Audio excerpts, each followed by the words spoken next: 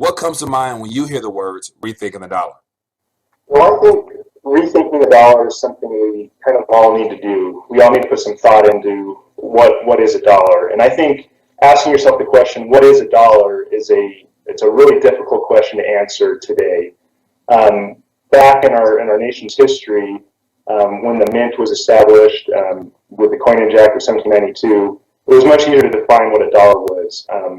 The Coinage Act of 1792 defined a dollar as 371 grains of silver. So it was something you could measure and quantify. Today, though, if you ask yourself, what is a dollar, it's a difficult question to answer since our currency is no longer backed by commodities like gold and silver.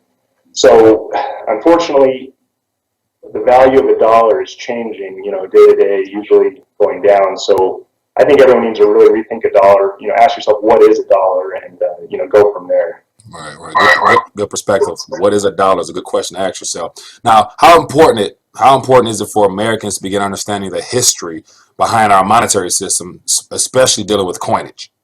Well, I think it's critical for everyone to understand the history of our nation's currency and money, and I think coins can be an excellent example because coins are something tangible. It's something we all see and touch and feel every day, and so when there's a change in the coin supply or the coin composition, it's something that really impacts people.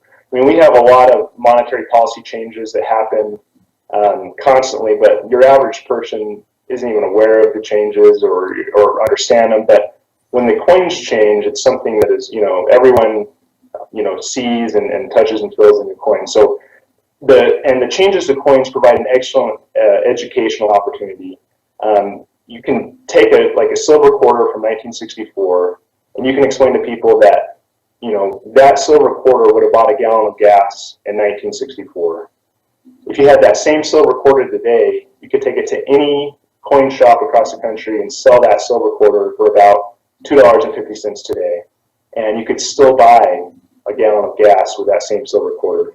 So these silver coins have basically retained their value, and you could buy a gallon of gas with a silver quarter in the early 1960s, and you can't today.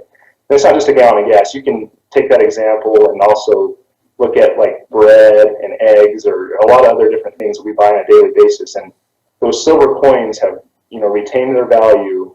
And you can even, I recently on my website posted an example of a Ford Mustang.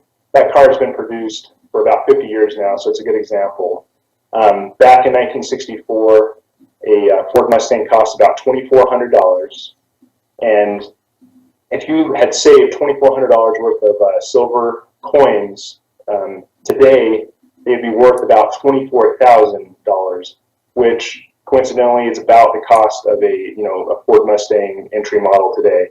So basically, our silver coins have just retained their value very well, and it's just interesting to me to look at. There's been basically no devaluation of the silver coins. When you compare that to the dollar, the fiat dollar, which has lost quite a bit of value over the years, it's really staggering to compare those. So I think it's really critical for people to understand the history, understand the value of silver and gold and the coins that have used to be in circulation.